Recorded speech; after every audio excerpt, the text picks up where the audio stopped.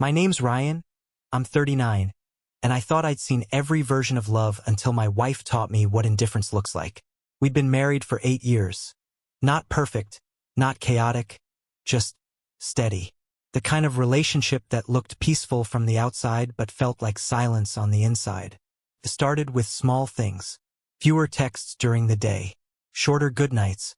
Longer pauses between our sentences. I remember sitting across from her one evening, both of us pretending to watch a cooking show. The glow of the TV reflected off her face. But she wasn't there. Not really. She was somewhere behind her own walls, smiling at something invisible. When I asked, "Is something wrong?" she smiled faintly and said, "No, I'm just tired." That word, tired, became her shield. Tired after work. Tired after dinner. Tired of explaining. At first, I told myself it was stress. Everyone hits a lull. I cooked more, helped around the house, tried to lighten her load. But effort feels like noise when the other person has already turned the volume down. 2 weeks passed, then 3. The distance didn't grow. It settled, like dust you stop noticing. We barely touched, barely spoke. The bed felt too big, the air too thin. One night, I found her sitting on the porch, scrolling through her phone. Her face lit up by that soft blue light. She looked peaceful, in a way she hadn't looked around me in months. I stood there, watching her fingers dance over the screen, and something inside me whispered, "She's already gone." But I stayed quiet. I didn't want to sound jealous or insecure. That's how men lose credibility, by caring too loudly. Instead, I retreated inward. Went to the gym earlier, stayed out later, worked longer hours. The house became an airport lounge, a place to rest between flights, not to live. A friend of mine, Matt, noticed I was quieter at work. He asked if everything was okay. I told him it was just a rough patch. He nodded and said, "Just make sure it's a patch and not a pattern."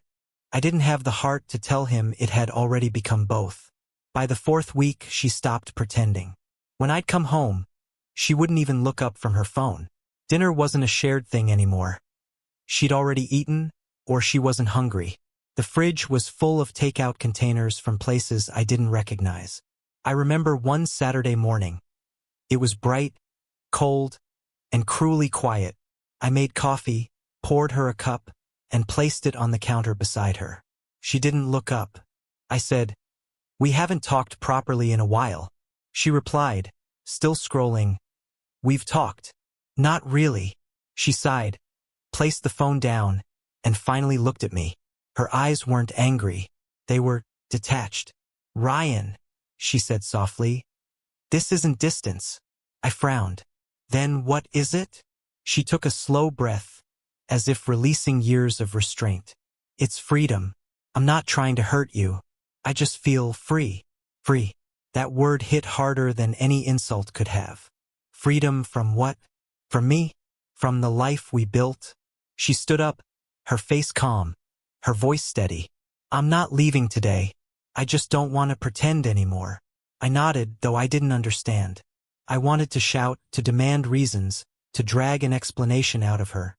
But all I managed was silence. That night, I lay beside her, both of us facing opposite walls, and it struck me how final silence can feel. You don't need doors slamming or bags packed. Sometimes, leaving happens one quiet breath at a time.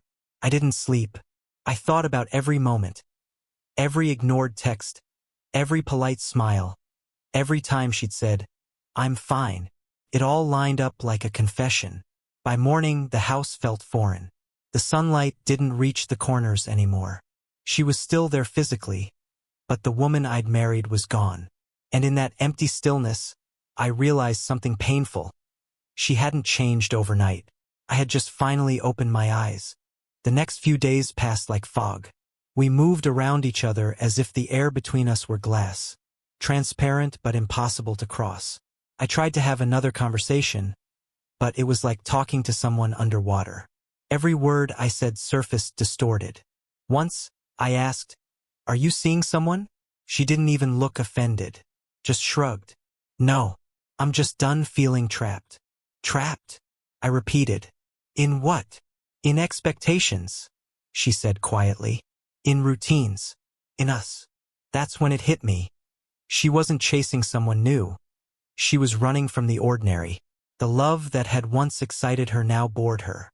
The stability I thought was comfort felt like a cage to her. I wanted to fix it, to argue that every relationship becomes ordinary eventually.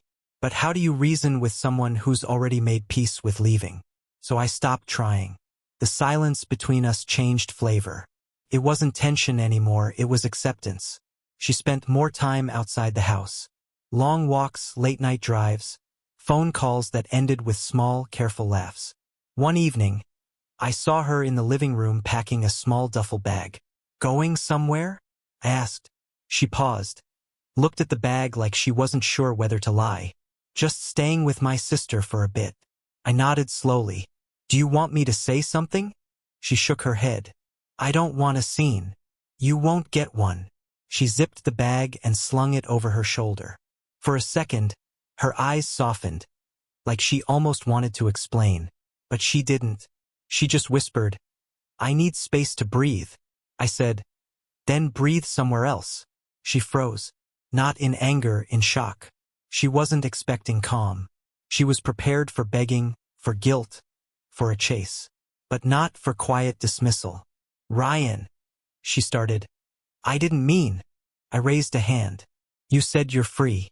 Freedom doesn't come with visitation rights. Her lips parted like she wanted to protest, but the words never formed. She just nodded once, slowly, as if sealing the distance between us with approval. And then she left. No slam, no tears, no movie ending. Just the soft sound of the door latch, that tiny click that marks the end of something once infinite. For a few days, the silence felt like death. The house echoed every sound. The fridge hum, the ticking clock, the creak of the hallway. Everything reminded me of her absence, even the things she never touched. But something shifted after the third morning.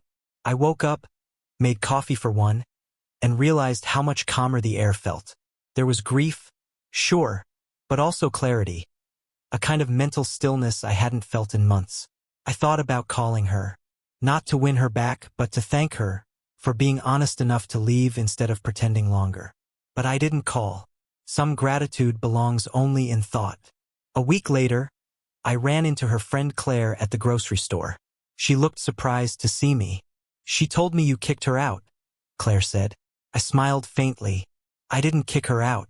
I just stopped holding the door open. Claire didn't know how to respond. People rarely do when peace doesn't look like weakness. That night, I sat on the same porch where she used to scroll through her phone. The same soft blue glow from my own screen lighting my hands. Only this time, the quiet wasn't empty. It was earned. I thought about everything she said, about freedom, distance, expectations. Maybe she was right. Maybe love turns stale when it stops evolving. But I also knew this. Freedom isn't about leaving people who love you. It's about being honest enough to stay true to what you feel. She chose her kind of honesty. I chose mine. It's strange, though, when you finally stop fighting for someone who doesn't want to be fought for, peace doesn't come with fireworks. It arrives slowly, like dawn. Quiet, soft, but undeniable. I started rebuilding my life piece by piece. Reconnected with friends. Took long drives with no destination. Rediscovered how silence can heal instead of hurt. Sometimes people ask if I'd take her back if she returned. I don't even need to think. No, because she wasn't wrong for wanting freedom. She was wrong for confusing distance with growth. And I wasn't cruel for letting her go. I was just done begging for company from someone who had already left in her heart. Love doesn't always end with betrayal or anger. Sometimes, it ends with a whisper that finally teaches you how to listen. And when she said, I'm free, I thought I was losing something. But now I realize I was getting free too.